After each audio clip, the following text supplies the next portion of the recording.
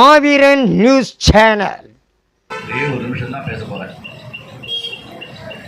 நாம் எல்லாரும் கேள்விப்பட்டிருப்போம், கர்ண மகாராஜா உலகத்திலேயே கொடை வள்ளல், தானம் சிறந்தவர் அப்படின்னா கர்ணனை தான் எல்லாருக்கும் தெரியும். அவர் இறந்து போயிடுறாரு, சொர்க்கத்துக்கு போறார். அங்கே போனாழிக்கும் அகோர பசி பசி பசி பசி பசின்னு கர்ணன் துடிக்கிறார். எல்லாருமே ஆச்சரியப்படுறாங்க, கொடைவள்ளலான கர்ண மகாராஜாவுக்கு கர்ணனுக்கு ஏன் இப்படி பசிக்குது அப்படின்னு சொல்லிட்டு. அப்போ எல்லாரும் பக்கத்தாரெல்லாம் பேசிக்கிறாங்க. அதுக்கு காரணம், பொன்னை கொடுத்தான், பொருளை கொடுத்தான், வைரத்தை கொடுத்தான், வைரூரியத்தை கொடுத்தான், வாணிகத்தை கொடுத்தான், தங்கத்தை கொடுத்தான், பணத்தை கொடுத்தான். அவன் யாருக்கும் அன்னதானம் செய்யவில்லை. அதுதான் இன்றைக்கு பசிக்கான காரணம். அப்போ கிருஷ்ண பரமாத்மா வழக்கம் போல சிரிக்கிறார். பக்கத்தால் நின்று, கர்ணா, உடைய ஆட்காட்டி விரலை எடுத்து வாயில வச்சுக்கோ அப்படின்றார்.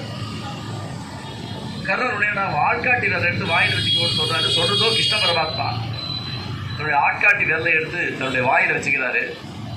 கர்ணனுடைய பசி நீங்கிறது, பசி அடங்கி போயிடுது. உடனே கர்ணன் கேட்குறான், என்ன ஆச்சரியம், என்னுடைய ஆட்காட்டி விரலை என்னுடைய வாயில வச்சுக்கிறேன், என்ன காரணம்னு சொல்றான். ஒரு நாள் ஒரு பாதசாரி அந்த பக்கமாக போயிட்டு இருந்தான், சாப்பாடுன்னு கேட்டான்.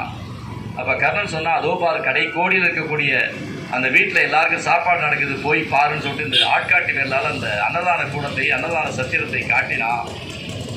அந்த ஒரு புண்ணியம் அந்த ஆட்காட்டி விரலில் அவனுக்கு இருக்குது. அதனால் அந்த ஆட்காட்டி விரலில் அவன் வாயில் வச்சனாலேயே அவனுடைய பசி அடங்கிட்டுன்னு சொல்லி சொன்னானா.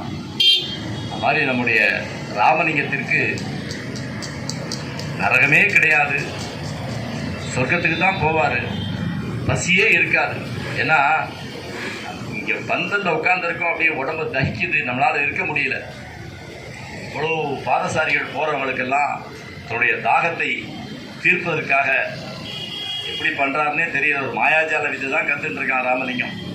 யார்கிட்ட கடன் வாங்குறார், என்ன செய்கிறார், ஏது செய்கிறார், எந்த பொருட்சேர்தலை இப்படி செய்ய முடியுமா, ஒரு தனி மனிதனாக இருந்து ஒரு நிர்வாகத்தை முன்னிலைப்படுத்துவதற்காக அல்லும் பகலும் பாடுபட்டு 24 மணி நேரம் அந்த காவி துண்டு அந்த தம்பி வீட்டில் ராத்திரி படுத்துக்கும் போது கயட்டுவானா கயட்ட மாட்டானான்னு தெரியல. அந்த காவி துண்டோடு தன்னுடைய வாழ்நாளை பயணிக்கக்கூடிய ராமலிங்கம், வாழ்க வாழ்க வாழ்க. நீ செய்யக்கூடிய தொண்டு யாருமே செய்ய முடியாத ஒரு மிகப்பெரிய தொண்டு. அதுவும் இந்த தவித்த வாய்க்கு தண்ணி கொடுக்குறதுன்னு சொல்லுவாங்க இல்லையா, இந்த போகிற வரவங்களுக்கெல்லாம் இந்த தவித்த வாய்க்கு கொடுக்கக்கூடிய தண்ணீர் உன்னுடைய குலத்தையும், உன்னுடைய குடும்பத்தையும், உன்னுடைய மனைவி மக்கள், உன்னுடைய குழந்தைகளையும் பாதுகாக்கவும், உன்னோட சேர்ந்தவங்க நாங்களும் பயன்படுவோம். ஏன்னா உன் பக்கத்தாப்பில் நின்னாக்கா எங்களுக்கு அந்த புண்ணியம் வரும். எனவே நீ வாழ்க வாழ்க வாழ்க, உன் தொண்டு வாழ்க என்று கூறி விடைபெறுகிறேன். நன்றி, வணக்கம்.